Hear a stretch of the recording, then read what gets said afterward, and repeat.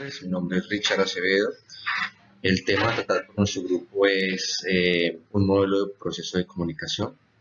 Es el capítulo 2 que va desde la página 14 hasta la página 21. Antes de iniciar o para poder dar inicio al tema, es importante tener claros dos conceptos. El primero es el término o la definición del proceso. Si vamos a la definición escrita, es un fenómeno que presenta una continua modificación en el tiempo. Si vamos ya a términos más concretos, es exactamente la evolución que la humanidad ha hecho a través del tiempo. La humanidad en sí misma es un proceso de mejoramiento personal, es un proceso de mejoramiento cognitivo, es un proceso en cada uno de las actividades que está realizando. Además, lo estamos viviendo hoy en día, el proceso de la comunicación evoluciona con nosotros. Ahora estamos incluyendo términos inclusivos, incluyendo a la comunidad LGBTIQ y pues todos estos grupos sociales están actualmente en nuestro país. La comunicación debe entenderse como algo cambiante, en evolución y mejoramiento continuo, adaptándose a periodos de nuestras vidas. La comunicación es algo que es dinámico, constante desarrollo. No podemos tener un inicio, no podemos tener un fin. Aquí podemos, digamos, ver unos ejemplos de cómo esta comunicación a través del tiempo ha perdurado, pero también ha evolucionado, ha tenido un proceso de mejora, un proceso evolutivo hasta llegar hasta nuestro alfabeto actual, iniciando por las pinturas rupestres, pasando por la simbología egipcia y terminando ahora en el alfabeto actual.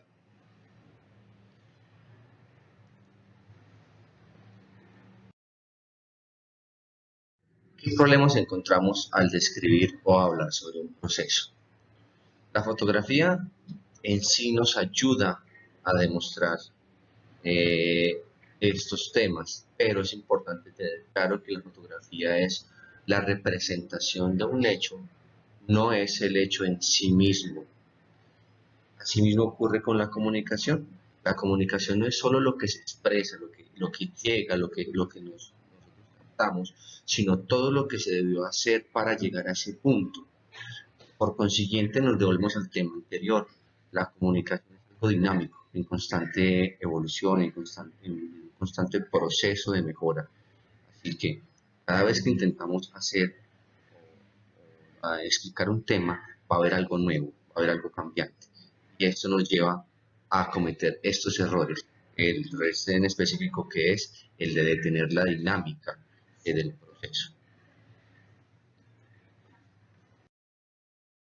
Bueno, otro de los problemas que tenemos al describir o hablar sobre un proceso, ya para terminar, es el registro del lenguaje sobre papel.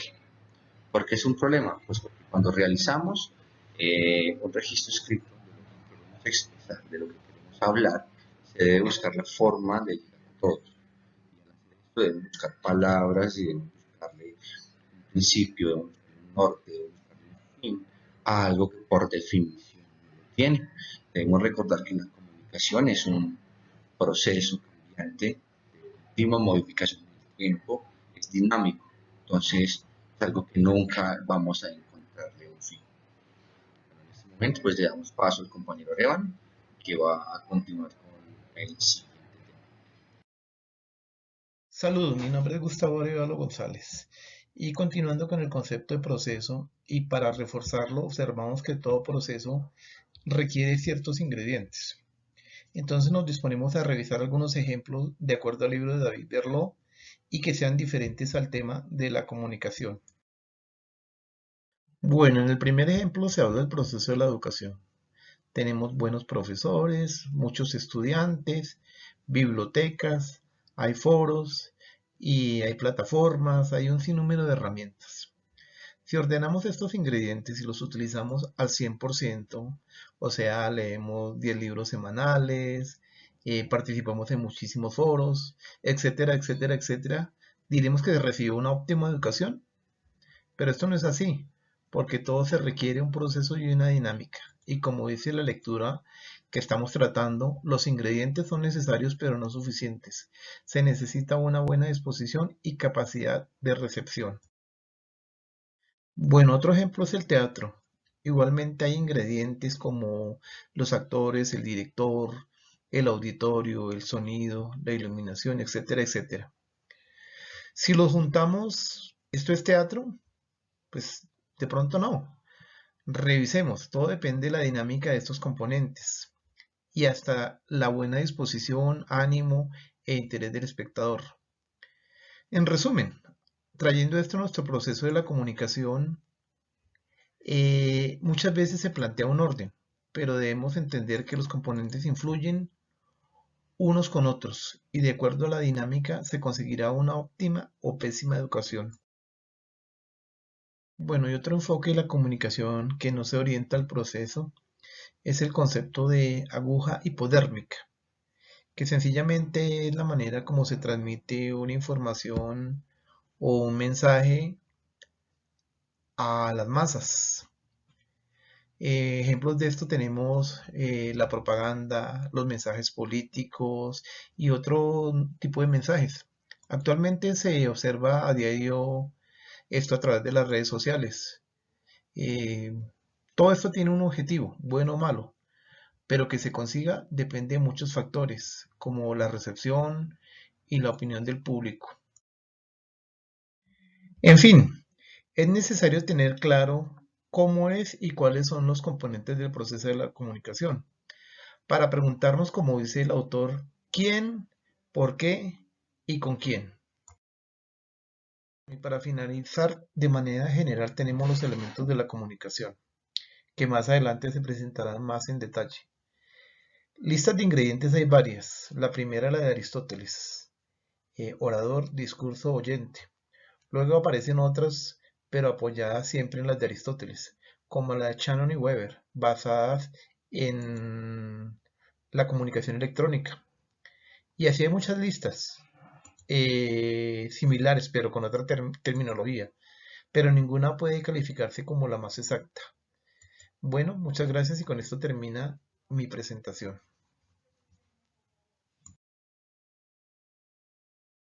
Hola, buenas noches. Yo soy Ana Sofía Herrera, estoy en el grupo número 2. Nos correspondió la lectura Un proceso de comunicación de David Berlo.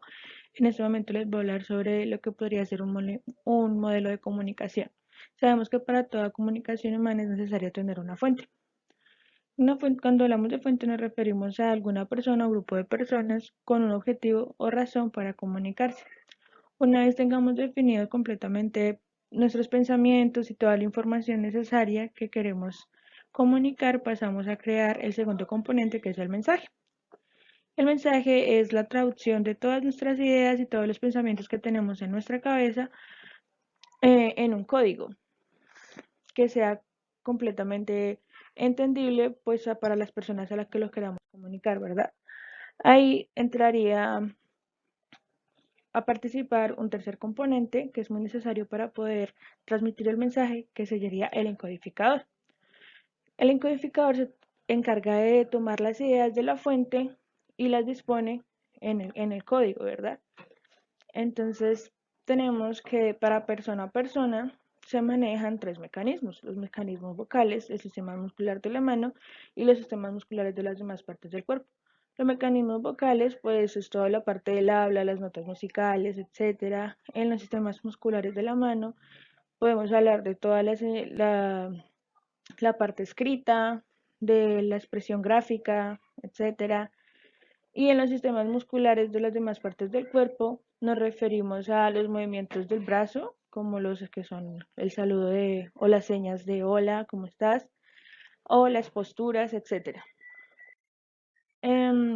Aquí ya entraríamos a ver nuestro cuarto componente, que sería el canal. El canal es un medio o un portador, es decir, es un conducto para que se pueda comunicar el mensaje. Si llegamos hasta esta parte todavía no se ha generado ningún tipo de comunicación porque no hemos llegado a un receptor. no hemos comunicado nuestra idea a nadie. Para poder llegar a un receptor es necesario de nuestro quinto componente, que es el decodificador. El decodificador se encarga de retraducir y recodificar el mensaje para el receptor.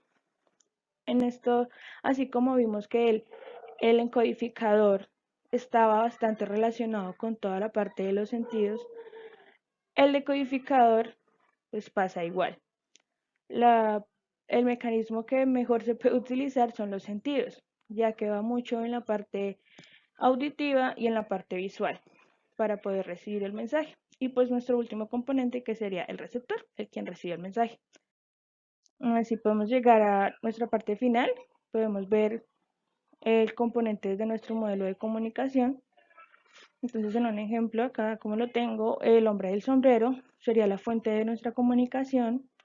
El encodificador sería, en este caso, nuestro telégrafo, quien es el que transmite el mensaje por medio del canal que llega a nuestro decodificador, que sería otro telégrafo, ¿cierto? Que se encarga de retraducir el mensaje para que sea entendible por el receptor, que en este caso sería la chica.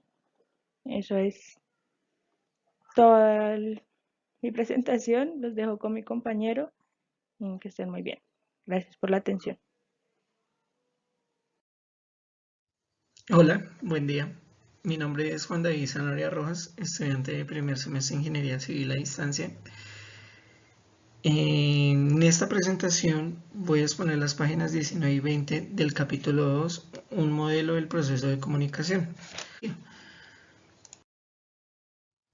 En las relaciones humanas tenemos mecanismos de comunicación que se dan de persona a persona. Entonces, como lo podemos ver, nos podemos dar cuenta en la presente diapositiva, tenemos los mecanismos de la mano, mecanismos vocales y mecanismos de las demás partes del cuerpo. Para darnos a entender de manera más sencilla las partes del modelo, el autor usa una serie de ejemplos que se incluyen todos estos elementos y en la siguiente diapositiva explicaré uno de ellos.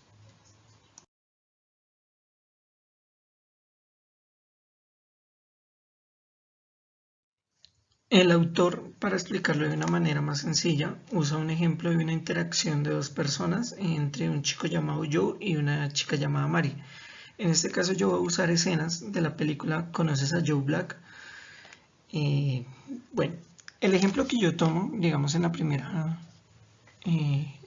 imagen, vemos que se encuentra Joe y se encuentra Mary en una panadería de barrio común cualquiera. Entonces Joe se da cuenta de que Mary es la chica con la que él quiere invitar a salir un sábado en la noche en las discotecas de la 1 de mayo. Ahora Joe está preparado para actuar como fuente de comunicación y tiene un propósito, que es la segunda imagen. Y seguramente ese propósito es que Mary acepte acompañarlo el sábado en la noche y seguramente Joe tiene otras intenciones que según el autor no es de nuestra incumbencia. Entonces, Joe desea emitir un mensaje y su sistema nervioso central ordena su mecanismo del habla que expresa su intención. Entonces, en la segunda imagen, el mecanismo está siendo encodificador. Entonces Joe se decide y emite el siguiente mensaje. Mary, ¿quieres salir conmigo el sábado en la tarde a bailar en las discotecas de la 1 de mayo? Aquí el mensaje es transmitido por ondas sonoras a través del aire de manera de que Mary pueda recibirlo y este es el canal, como nos podemos dar cuenta en la tercera imagen. Entonces el mecanismo auditivo de Mary actúa como decodificador del mensaje, lo oye, lo descifra y como impulso nervioso lo envía a su sistema nervioso central y el sistema lo responde con el siguiente mensaje y decide que el sábado es muy tarde y las discotecas de la 1 de mayo no son tan chéveres.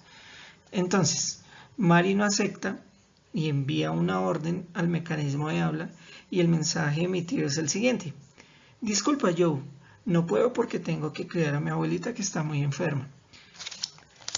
Entonces, aquí el autor dice que la fuente, tomemos en este caso sea Joe, produce un estímulo el cual no responde al objetivo del mensaje. Entonces Mari se va. En la siguiente diapositiva, Mari aquí responde positivamente al mensaje del estímulo de Joe. Entonces Mari sí decide salir con Joe. Bueno, esta es mi presentación del capítulo 2, página 19-20. Gracias.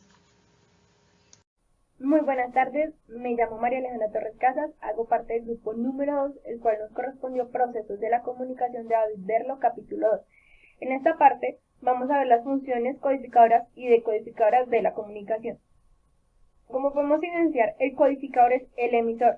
El codificador es el encargado de decir qué código o qué medio va a utilizar para que el mensaje llegue de una manera clara hacia el decodificador, el receptor.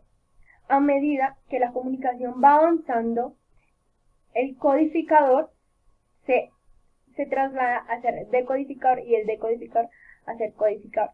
O sea, que yo sea codificador no me limita a ser solamente el codificador, sino que me permite interactuar entre las dos posturas.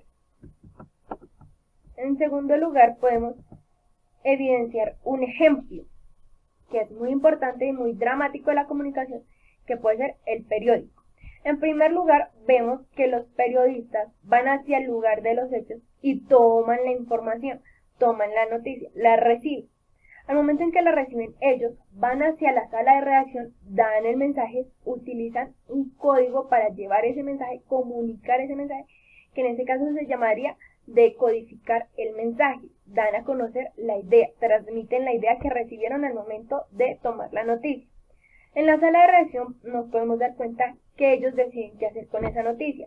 Si la redactan, qué cambios le pueden hacer, si la alteran o no la alteran. En ese instante es donde ellos procesan el mensaje para que cuando ya lo tengan listo, lo puedan transmitir por medio de tiendas donde venden sus periódicos, por medio de páginas web, por diferentes canales, poder dar a conocer ese mensaje a las diferentes personas. Aquí en tercer lugar vemos la interpretación del mensaje, que es muy importante, porque al momento en que la persona, el receptor, toma el mensaje, o sea, el decodificador le da una interpretación que puede ser diferente a la que el codificador quiere dar a conocer. Entonces, al momento en que el codificador redacta ese mensaje, tiene que tener en cuenta qué interpretación va a tener el decodificador, el receptor del mensaje. Entonces, muchas veces se tergiversa esa información, la cual hace que nuestra comunicación no sea en muchas ocasiones del todo óptima. Entonces, hay que tener muy en cuenta este pedazo de la interpretación, que el emisor sea claro y conciso al momento de dar a conocer sus ideas, utilizar el código correcto.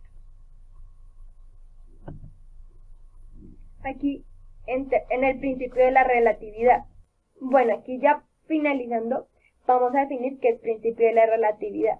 En primer lugar, el principio de la relatividad consiste en que el emisor no evidencia a su receptor, no hay un contacto visual. Entonces, hay que el emisor no sepa quiénes no tengan en estos momentos contacto del receptor, entonces ahí podemos evidenciar que el emisor no sabe ni con qué velocidad ni con qué desplazamiento le va a llegar tal mensaje al receptor. En esto consiste prácticamente el principio de la relatividad. Y ya para finalizar y concluir, ¿qué es proceso? La gran pregunta del segundo capítulo, definimos proceso como la interacción de los componentes de la comunicación. O sea, la relación de todos esos componentes que hemos visto a lo largo de esta exposición. Espero les haya gustado. Muchas gracias, que tengan feliz día y hasta luego.